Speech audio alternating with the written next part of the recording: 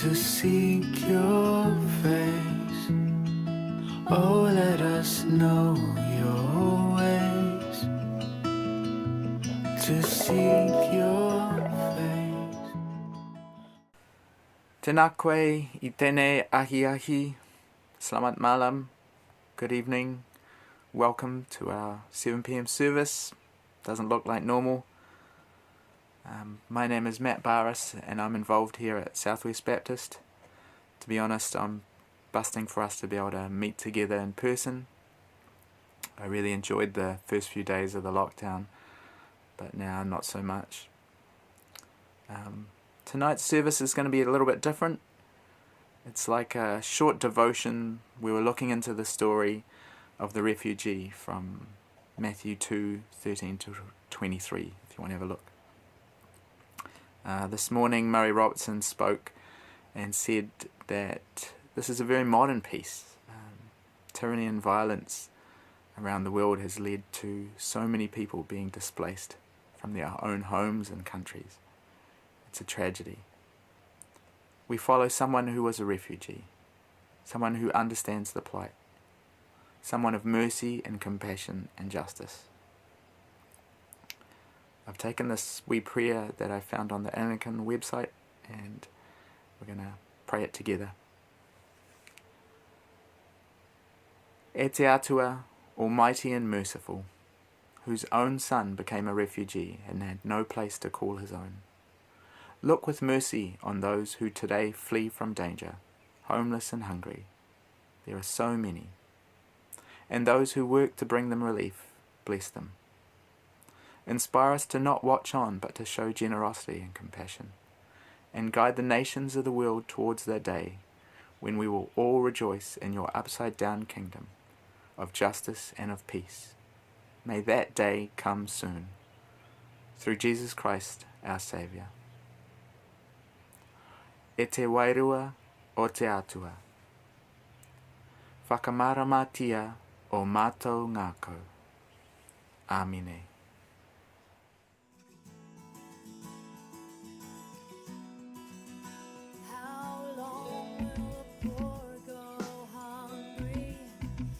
Kia ora Southwest whānau, my name's John. I'm part of the global team here at Southwest, and I'm in my garage because it's the quietest spot in the house. And here you notice this. You'll notice this week there's a bit of a theme around refugees, and we do know that the government is looking to extend its project around community resettlement of refugees. And so we've set up a resettlement team of Ruth Wright, Beate and Barry McKeza. And if you're interested in you and your group in resettling refugees like we did a few years ago, then email this group or shoulder tap one of them yourself. Next week's Global Week, and regardless of whether we're at level 2 or level 3, whether we can be together or not, Global Week will carry on and it'll still be a great highlight of our year. This year we've got Ray Totoreo with us on Sunday the 12th, and he will either be online or together with us. Then on Monday the 13th we have Global Night down at the living room, and Ray will be talking more about culture and mission. Saturday the 18th we have Pray Around the World, which will be a night where we can come together, pray for our world and for different issues that are affecting our world globally. It should be a really good night to come along to that. And then the final Sunday we'll have Dwayne wrapping up for us at the end of the week. So keep an eye out through the comms just to see what level we're at and how we're going to be interacting together and whether these events will carry on or not. Also, keep your eye out for Joyride. It's a new, exciting biking challenge event that we're going to be running through October, which will be raising funds for kids in West Bengal. So keep an eye out for that. We'll start rolling out comms. That was your notices.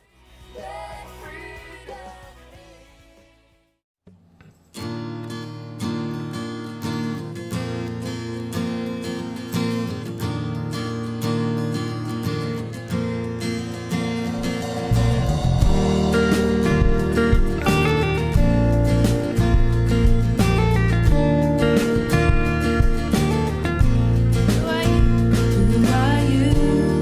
Who stands with the poor and love?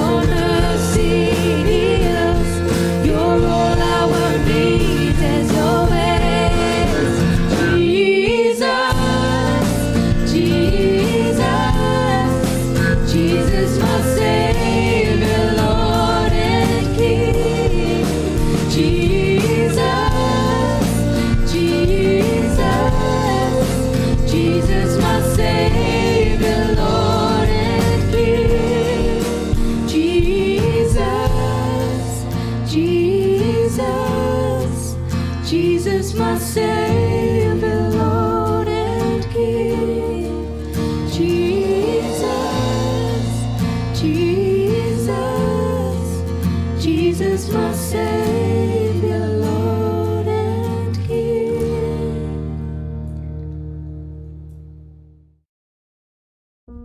There's a space within my ribcage.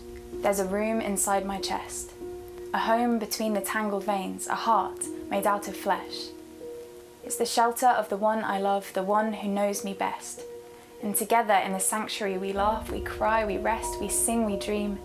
And though it seems that there's no one and nowhere else, there are many other hearts found in many other selves that were built to be rooms of the house in which my Father dwells. Each one the core of a body, more than 80 times their size. Skeletal structures robed in sinew, adorned with lips and ears and eyes. But we were not satisfied to be protected only by limbs and layers of skin, preferring brick and mortar to mark out the borders of our treasure stores, and the measure of our worth that came before from within became the plot of dirt we reside on, the land of birth we derive from, financial income we survive on, rely on to deny each other, and cover the furniture of our inner lives with dust sheets and no entry signs. We forgot the stories of our heritage, somewhere along the new lines we invented, somehow thinking that what we have we merited, when all that happened was we inherited sturdy vessels, while others require metal to fix their congenital conditions. Yet still we refuse admission, ransom permission as if it's ours to give, laying blame on others' dispositions for the ways in which they choose to live. Because holding on to judgment feels more secure than an adjustment, but effective justice that's reparative means reflecting that our narrative is neglecting those inhabited by the God we claim we're enamored with. Abba, grow me in gratitude in my attitude to grace. At whatever altitude or latitude, take me back to that place. For there, in the midst of tranquility, you've created walls with the ability to work and beat and pulse. There's movement in every part of my heart's texture, and unlike concrete architecture, the location doesn't matter. It's all about the manner we adopt. Nourished by the manner of Christ's love, we coalesce in flesh and blood to heal, refresh, and seek the lost. The thought of walking step by step this calling, it's daunting. Yet it is you that is transporting, transforming, restoring. The same God that brought chaos into order, drew land from the waters at creation, will turn our tears to washing feet, turn our fears into belief that you carve strength out of our defeat. You will set the broken bones and crooked paths straight, hearts of stone to hearts of grace. We are a pilgrim people who were always meant to roam. With our stronghold carried in our hearts, we can navigate the roads. And the more we learn to listen, the more we'll come to know that our hearts are where he dwells, but too, his heart becomes our home.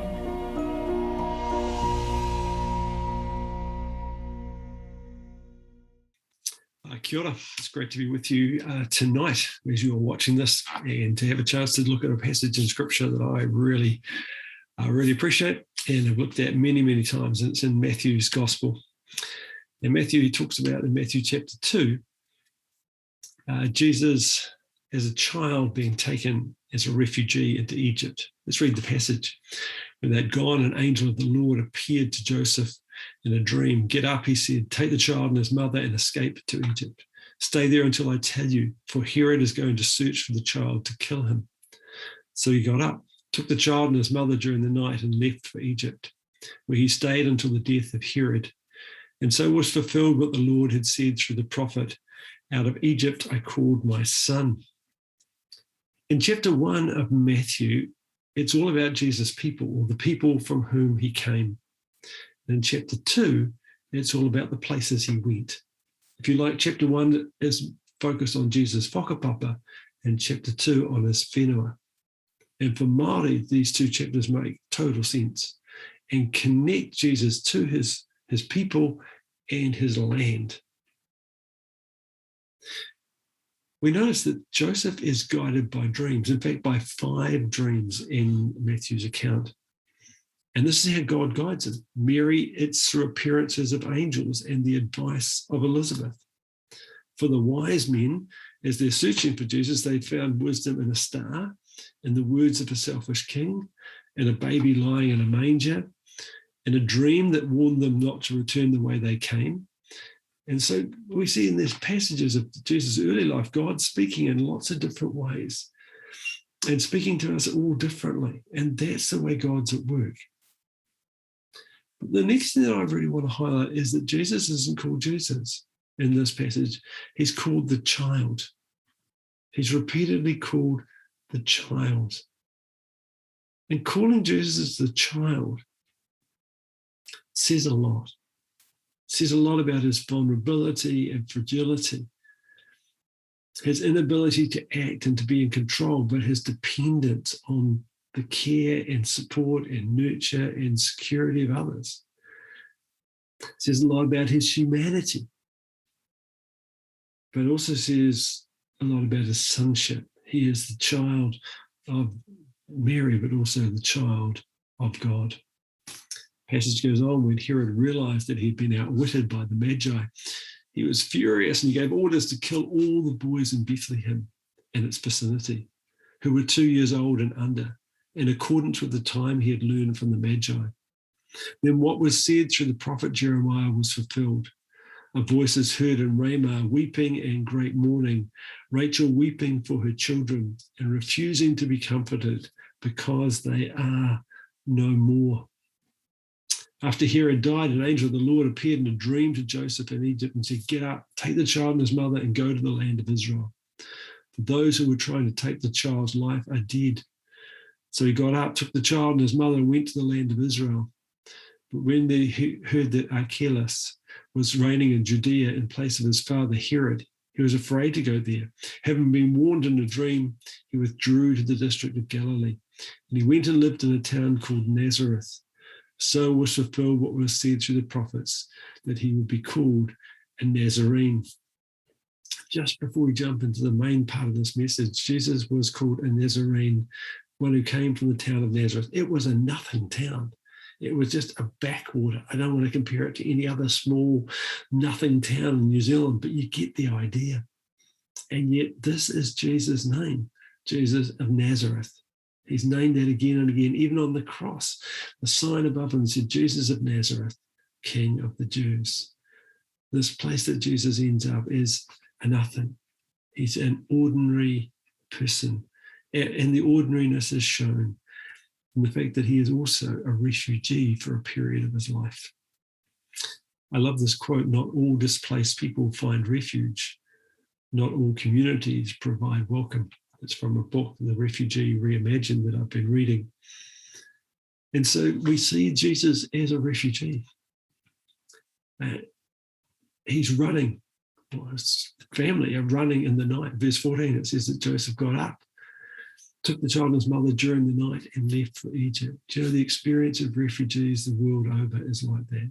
This experience of running with no or little time to prepare, running with everything to lose, and leaving everything behind because of real danger. And this is what was happening for Jesus. Herod, verse 17, orders that all the boys in Bethlehem under the age of 2 are killed. This is a genocide. And there's weeping, and Rachel weeping for her children and refusing to be comforted. This is the reality of 79 million people in the world today. The pain of being forced to run in the night, and being forced because of a genocide or some other tyrant or poverty in their hometown, and of weeping and of tears and of lack of comfort. But will they find refuge? And will they find communities that welcome them? There are 79 million displaced people in the world today. 30 million of them are under 18 years of age. Of these, less than 1% were settled in 2019. And I picked 2019 because we have good figures, but also it's before COVID. Less than 1%. In the Bible, there is a constant concern for the stranger. In Deuteronomy, a book that we probably don't read a lot, it talks about the stranger 22 times. The stranger is the landless, the vulnerable, the dependent. Deuteronomy 10, verse 19, it says, "You shall love the stranger for you were strangers in the land of Egypt. Israel knew what it was like to be a refugee people. And Jesus knew what it was like to be a refugee. And because of that experience, the people of Israel are asked to care for the strangers in their midst and in the whole of the Old Testament, but Deuteronomy in particular. And we'll see later Jesus picks up this same theme. With Deuteronomy, when they were told to feast, they were told to include their sons, their daughters, their slaves, their servants, their Levites, the priests, and the stranger and the fatherless. When they picked their crops, they would leave the edges of the crops unpicked for those who had no food, the stranger, the refugee. Every third year, they would collect the tithe for the dispossessed and the stranger. And they talked about the stranger who is in your gates, the stranger at your gates. One of the things about the modern refugee crisis of our time is it's not being called a people crisis, but it's being called a border crisis. Well, Deuteronomy understood that too. But when it talked about the people at your gates, it wasn't a boundary that kept people out like a border. It was a gate that provided shelter and security and provision and justice. The gate was where the poor and needy came for food, or the opportunity for work, or to have justice. The gate was a place of shelter. It was where the third year's tithe was stored for the sake of the stranger and the refugee and the lost. A fleeing slave was to reside within the people's gates. A stranger was to reside within your gates. Gates were a place of protection. Borders aren't to keep people out, but somehow to seek to provide protection. Even the tithe. When the tithe was given to God, it was sacred, special. A third of that was kept for the stranger, the lonely, and the needy. And if we look at the Old Testament, in Exodus, Pharaoh's daughter, who has no name, but brings up refugee Moses' baby as a baby. In Joshua, Rahab the Canaanite, who was treated as one of God's people. In Ruth, the whole story of Ruth is a family who had to go to another land and receive care from the Moabites, and the Moabites become Ruth's absolute kin and family. And then in poverty, they go back to Israel, their own place. And Boaz speaks to Ruth saying, may you have a full reward from the Lord, the God of Israel, under whose wings you have come for refuge. He's saying, you will find refuge. If Jesus talks about the Good Samaritan, in Matthew 25, he says, care for the stranger. You're caring for me. If you care for a stranger, you're caring for Jesus. Paul commands us to practice hospitality in Romans 12, verse 13, and insists that leaders in the church must be hospitable in 1 Timothy 3 and Titus 1 and verse 8. The Bible teaches a different approach to strangers, philoxenia, that we love strangers, which is the exact opposite of xenophobia, the fear of strangers. And refugees are part of the strangers, and Jesus knew that space. This photo shows me on the far right, meeting in Jordan, in the city of Amman. With some people I was touring with for the World Vision Tour, a priest. The priest is Father Khalil Jar, a priest at St. Mary's Church in Amman in Jordan. He is a remarkable man, kind of an Oscar, kind of a clown, a comedian, a fun guy, but someone who's been taken with the care of the refugees. In Jordan, there are thousands of refugees that have fled Iraq and Syria. And he and his church have taken in refugees. And we wandered around his church and saw what they're doing. There were 300-something refugees around this church and its office buildings. Some were sleeping in the church. They had curtains up around different rooms where they divided into family groups. Some of them slept under the altar at night. And this church of pretty ordinary Jordanians, every night pray and share their food with these 300 people. There is some support from wider Catholic churches of the world, but there's no government support. And for year after year, 2, 3, 4 years when I got there, they have been caring for 300 refugees. And some come and some go, but they care for these people. It was inspiring, and it was kind of really shaking that they'd taken seriously Jesus' command. When you care for the stranger, you care for me. Hey, we're part of a church that's been doing that in a small way. And it began because some people prayed. A group of young adults started praying on Sunday nights, praying for Syria and praying for people involved in the Syrian war at exactly the same point that we see Afghanistan today. And as they prayed, some of them started to write and advocate for refugees that our government do more. And then years down track, 2, 3, 4 years down track, there was an opportunity for us to be involved in supporting some refugees, and we applied, thinking we might get one family. We ended up being offered 3. And so we became a significant part of a pilot of 24 people of community sponsorship. Over these last 3 years, we've looked after these 3 families through some really, really difficult times. And as a church, it's become a kind of catch cry of what we've been involved in the heartbeat of this life of this church. And now we're applying to look after another grouping of refugees, 50 refugees every year throughout New Zealand as the second part of a pilot. Now, it seems small when we talk about 79 million people, but in caring for one family and advocating and praying for change, we have been part of helping a small group of families that has encouraged our government to offer support to a wider group of families. That with other countries around the world who are also trialing this community-based sponsorship is encouraging more and more countries to take on and to support refugees in the midst of our communities like ours. Jesus knew what this was like. That Jesus knew what it was like to be a refugee. He knew what it was like not to have a home and to leave his place of belonging. He would have been told as he grew up the stories of the tears and the pain of Bethlehem. When he goes back, he must hide in a backwater where he wouldn't be found. But it becomes part of who he is. His name, Jesus of Nazareth, that records something of that journey in just the naming of it. But more importantly, his heart. When you care for the stranger, you care for me.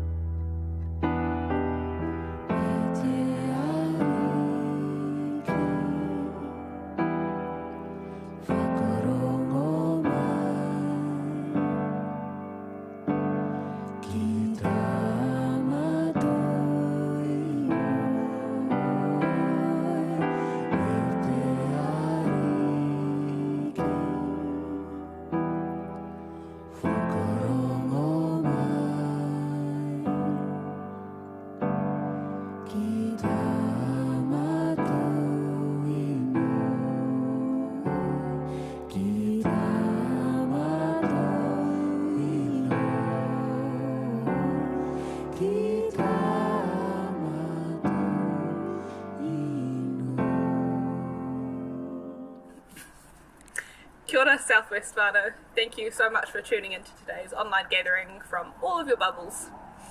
I think for me what really stood out from today's spoken word was that description of the human heart being a dwelling place for God's Spirit.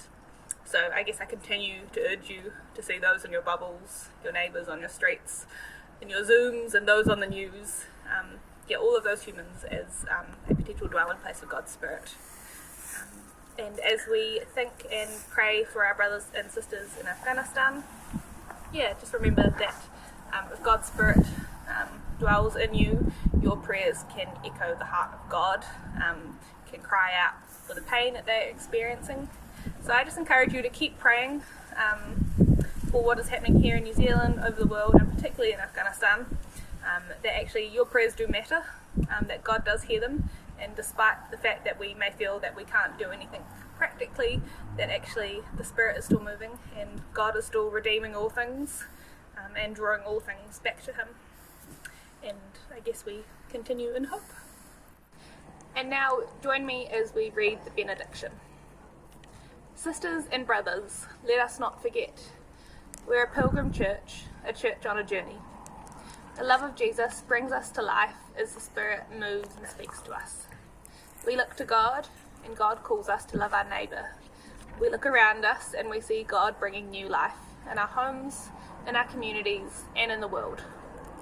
So we walk in hope, joining those in pain and those who celebrate, knowing whatever we do for the least, we do to Jesus.